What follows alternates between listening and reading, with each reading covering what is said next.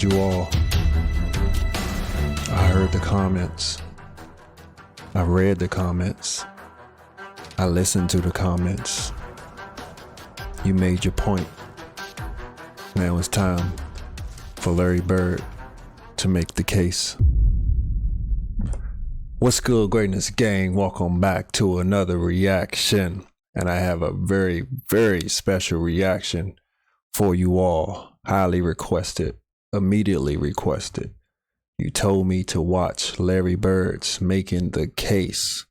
So I guess this is going to finally close out the teeny bit of doubt that I had left, and the doubt that all the naysayers still have. So I'm expecting this to be a very good video because you all told me to get to this immediately. So here we are. Subscribe to the channel, like the video. Let's go. Basketball is special. The size of the court and the lack of pads or helmets give fans the most intimate experience of a team sport that exists. And because of the different styles that basketball allows for, players develop their own distinct identities and signature styles through their creativity, flair, Pistol Pete, and athleticism. And although no player succeeds alone, the scoring volume and two-way nature of the sport give individual stars a nearly unprecedented amount of control over the flow and outcome of a game. For this reason, players are constantly compared to their peers and to the legends of the past in order to answer the most hotly contested question in the sport: who's the greatest to ever do it? For many, the question is redundant. They believe in only one right answer, their answer. Others... Wait, it said LeBron thinks he belongs on NBA's Mount Rushmore. What do you think? I believe he does.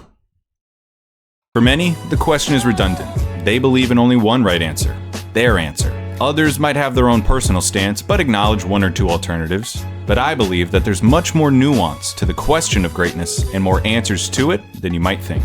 By my count, there are 8 players in NBA history that have a substantial claim as the GOAT. It's a subjective thing though. I can't give you a definitive answer. All I can do is make the argument. So today, I'll be making the case for Larry Bird as the greatest basketball player of all time.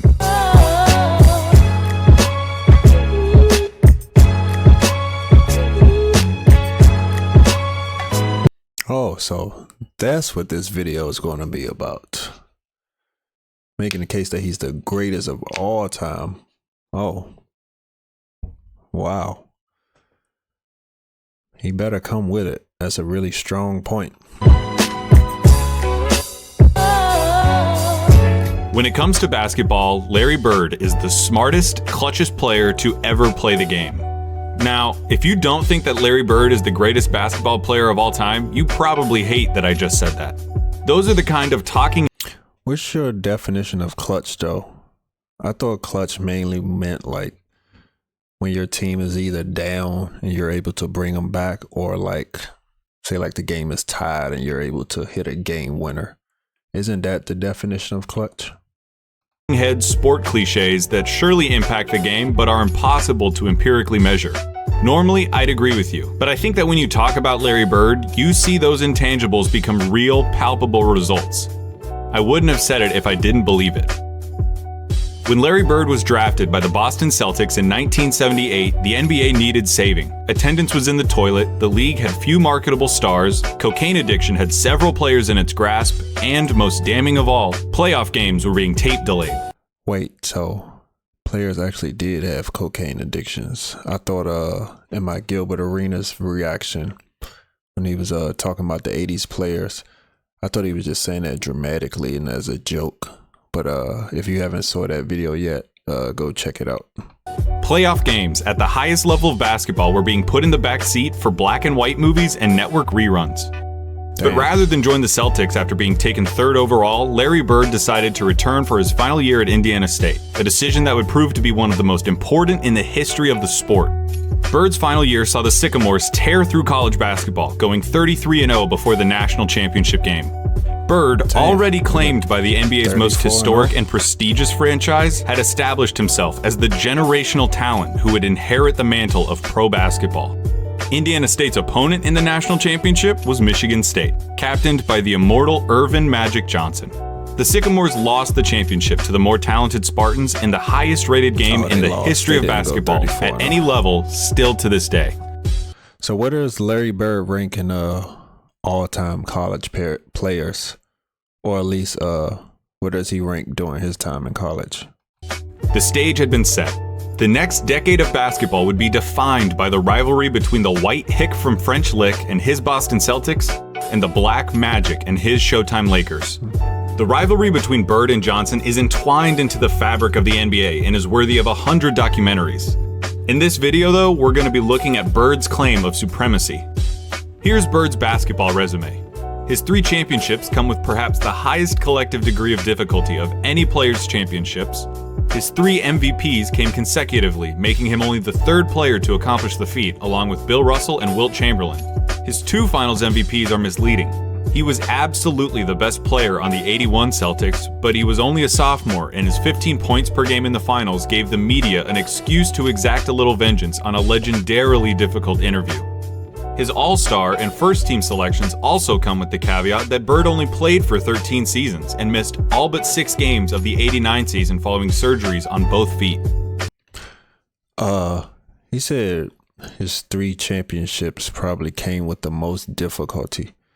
What is the difficulty he basing that on? Because everybody faces difficulty, not just in a championship, but just in an NBA game in general. So it's like, I know he battled injuries. He had to go against tough teams.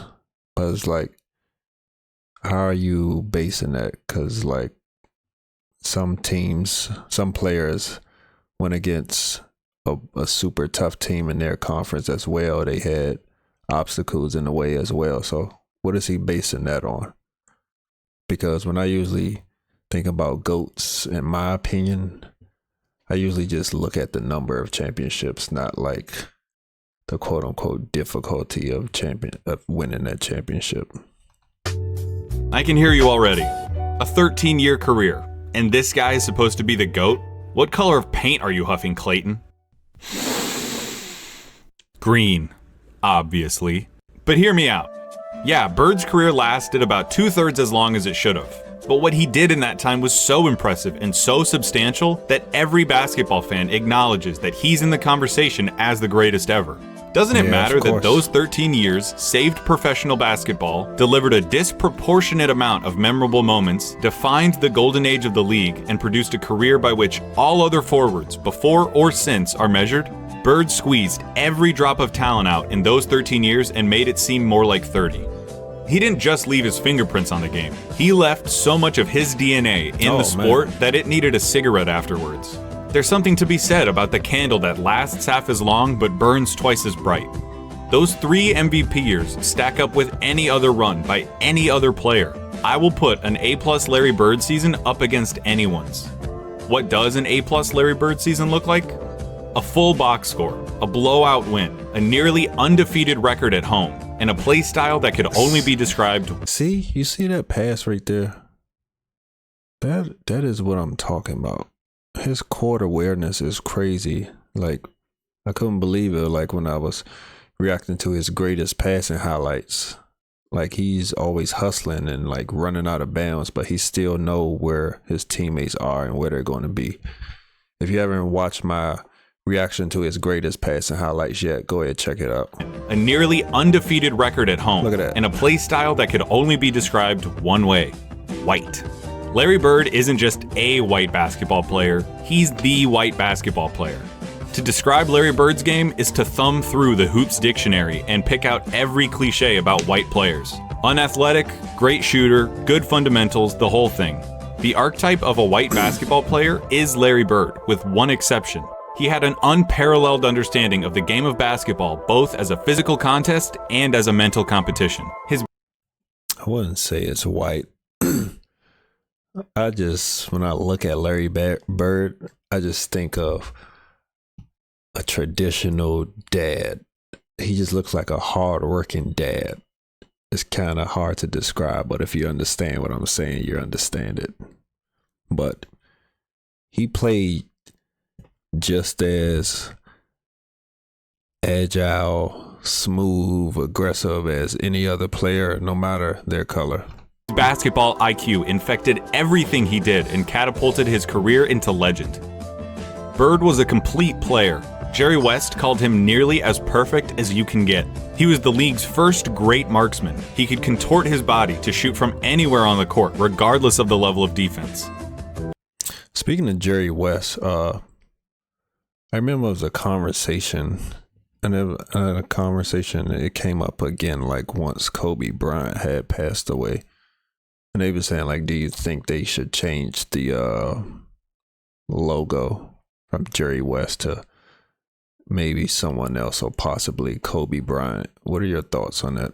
He pioneered the art of the dagger 3 and was the founding member of the 50-40-90 club.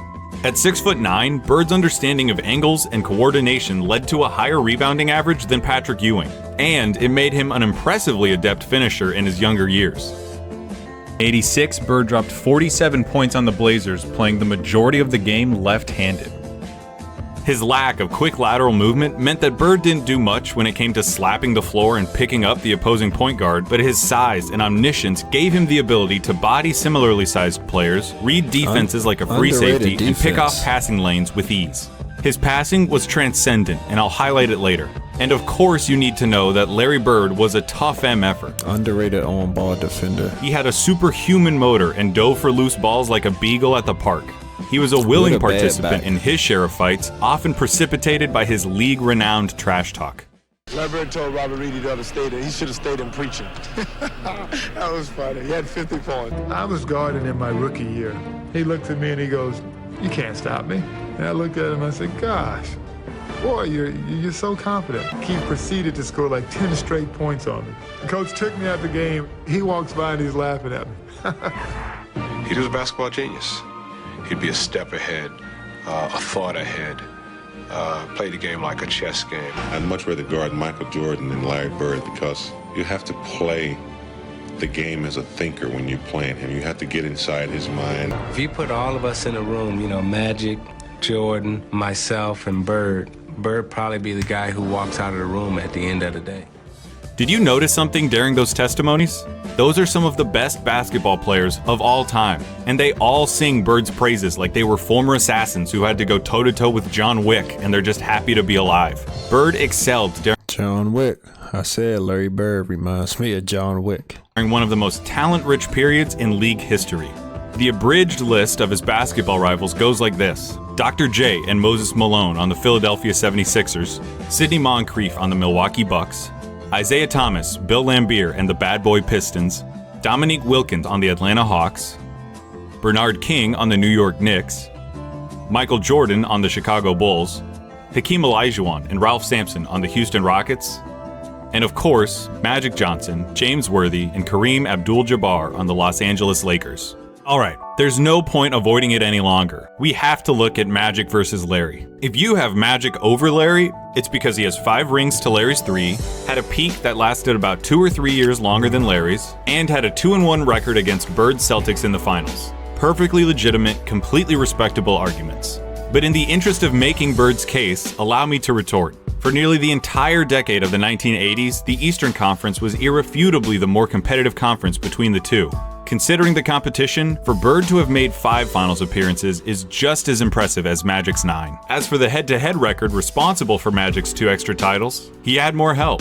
Seriously, the Celtics' Big 3 and the Lakers' Big 3 get compared all the time historically as if they were of equal caliber, but weren't Magic's accomplices just a step above Bird's? No disrespect at all to Kevin McHale and Robert Parrish, but Kareem was the alpha dog on the 71 Bucks and was the best player for at least 2 of the Lakers' 5 titles. James Worthy was the #1 pick out of UNC after winning a championship as the best player on a team that had Michael Jordan on it. Throw in the fact that Magic got to be coached by Pat Riley, one of the most brilliant minds in basketball history, and you could say that the Magic-Bird argument comes down to one thing: luck.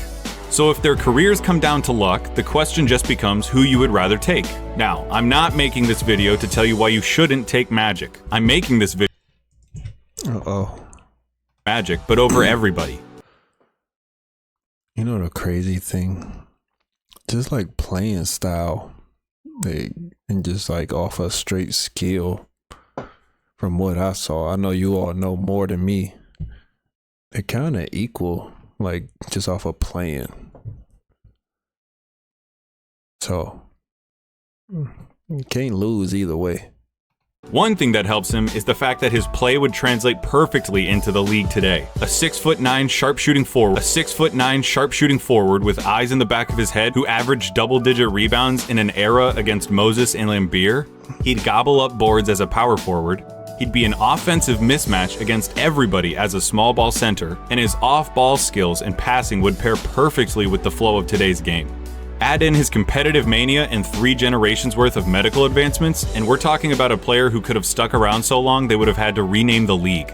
As you've been watching these clips of Bird, I would hope that you would notice something. He always knows where everybody is. That's what Watching I said. Bird play basketball is like watching those monsters from A Quiet Place that know where you are if you make any noise at all. Bird had a level of clairvoyance that bordered on the unnatural. In '85, he ended up 1 steal away from a quadruple-double after playing just the first 3 quarters. His passing was famously infectious and helped transform the Celtics of the 80s into an ideal that basketball teams at all levels are still shown tape of. They moved the ball with precision and intent, always looking for better shots and determined to get the entire team involved in the effort. Yeah, like you see, like when he running in transition or like when they're running a play, like of course he was perfectly passing the ball, but I think we'll give him the edge over a lot of guys, especially guys in his era with the passing, is his court awareness. Like when things are chaotic on the court, he still was able to just pass really well. And I was so surprised once I saw those passing highlights, especially by him being a forward able to pass that well. That fact is almost entirely attributable to Bird and his wizardry with the ball. This acumen also helped Bird become the only player with a GOAT claim to transition successfully into other basketball roles after his playing career. In his 3 years as the head coach of the Pacers, Bird won a Coach of the Year award, coached the Pacers to their first and only finals appearance, and gave Michael Jordan as much trouble as he'd ever gotten in his career in the '98 Eastern Conference Finals. After moving into a front office role for Indiana, he won Executive of the Year in 2012, becoming the only person to have an MVP, Coach of the Year, and Executive of the Year award. On the court or off of it, inside and out, Larry Bird sees basketball as only he can. That intelligence also lent itself to Bird's defining skill, making the big plays. Remember, NBA players get paid to win games. James Harden is getting paid nearly $40 million this year because he's supposed to help the Rockets win games. Victory can be achieved in a lot of ways, and the win column doesn't care how it happens. As Mark Sinclair once said, It don't matter if you win by an inch or a mile. Winning's winning. But when your team is down 1 in a crucial playoff game with 8 seconds left, and you need to hit a shot to stay in the series and keep your season alive, that's where players really separate themselves. Now, I consider Kobe one of the best clutch players ever. I definitely got to react to some of his stuff. And earn their money. Love it or hate it, it's the players that come through in the big moments that live forever in our memories. Some players, for whatever reason, were never able to do it consistently. Some players were truly outstanding at it. Larry Bird was the best at it. Goes baseline, throws it up, man. Larry Bird did it again. He did it again. Oh my goodness. He did it again. I'm not going to give you the stats about his field goal shooting under 2 minutes with a score that's this close, or tell you who has the most buzzer beaters, or any of that. Take that for data. I'm just going to show you clutch moments in clutch situations. 1985 against the Blazers. Bird drops 48 points, including this. Down 1 with 2 seconds left. Inbound pass, the double team in Bird. Larry, fake, fall away. Hits it at the buzzer! All right! 1985 against the Hawks. Bird sets the Celtics scoring record with 60 points with shots like these. They open the right side. Bird the fall away. He drills it again. That's the best shooting I've ever seen. 1986 against the Rockets. Not all of Bird's clutch moments were singular. The bigger the moment, the bigger his performance. In Game 6 of the 1986 NBA Finals, Bird clinches the championship with a triple-double in what he calls the best game he ever played. 2 seconds on the shot clock. Bird wants a 3 out of it. He gets it. It's like even his sloppy, quote unquote, sloppy plays looked well. Like, even when players were in his teammates like almost running into him, he's still keeping track of the ball and still able to clean up the play and still able to hit a clutch shot. That's crazy. 1987 against the Washington Bullets. Bird hits one shot to tie it before it's waved off because of a timeout. Hits another shot to tie it up for real. Crowd is standing up. It goes now to Bird. Bird goes up top. And then in double overtime, down one, he does this. It's going to go to Bird. He's got a shot. Get it! And it's got it. The three-point field goal. And that's that. It's all over. For 3 years, from 1986 to 1988, the three-point contest knew no other champion but Larry Bird. He's still got to drop one here quickly. 14. This is a tie for the money. Yo!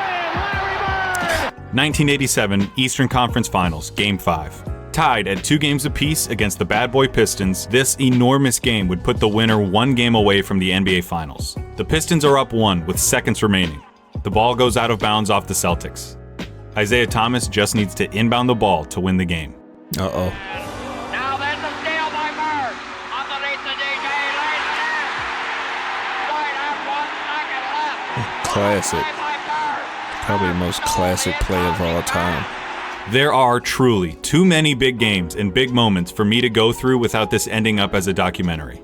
But that all leads me to this, what I really want to talk about. 1987, NBA Finals, Game 4 against the Lakers. LA is up 2-1, and the Celtics need to win to tie the series and stay alive. Bird hits a 3 with 12 seconds left to go up by 2. Bird goes for 3.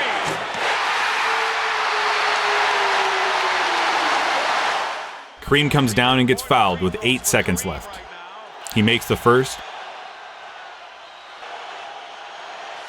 but misses the second. Uh-oh. LA ends up with the ball with 7 seconds left, down 1 point. In the low post, being guarded by Dennis Johnson. Byron Scott is in the ball game now. Magic hits this, the baby skyhook. I remember that. That's classic play as well. 2 seconds left, down 1. Dennis Johnson on the inbound. Bird fires it. What do you think happens? I bet it wasn't that. I was about to say miss. When I paused the tape and the ball was hanging in the air, you thought it was going in. No, Bird thought it was going in. Be a miss too.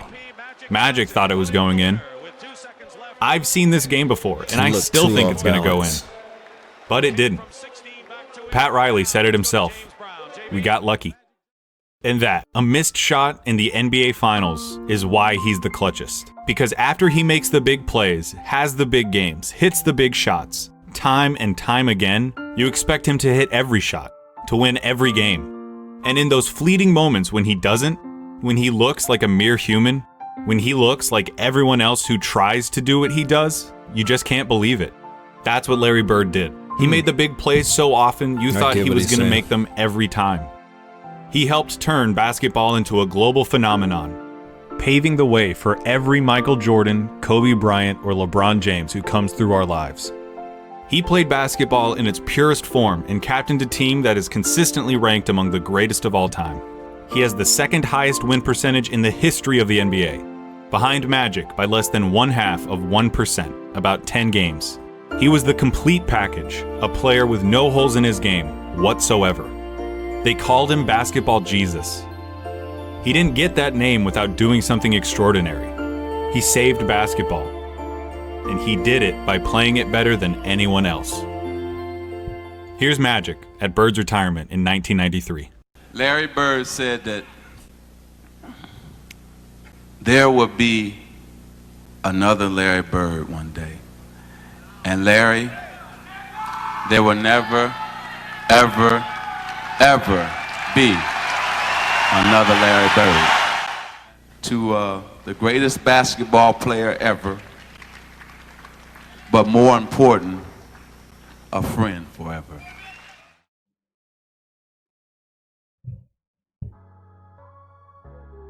Hey, everybody. Oh, man. That was really good and really well put together. Yeah. He had a lot of great points. Me personally, I can't make my opinion yet on is he the greatest of all time, because I have to still get to people like Magic and Jordan and Kobe. I have to react to some of their greatest moments and highlights and numbers. But yeah, he's definitely in the conversation. He's easily in the top 5 conversation, probably the top 3 conversation. I see why you all wanted me to get to this video so quickly. Yeah, that was a lot to unpack. And especially the last point. He was so clutch when he finally wasn't clutch. You're like, oh my God. So subconsciously, you already expected him to hit every big shot. So that made sense, and that was a good point. Let me know your thoughts on it. Let me know who to get to next. Jordan, Magic, Kobe, LeBron. Who? Subscribe to the channel, like the video, keep showing love. I love you guys.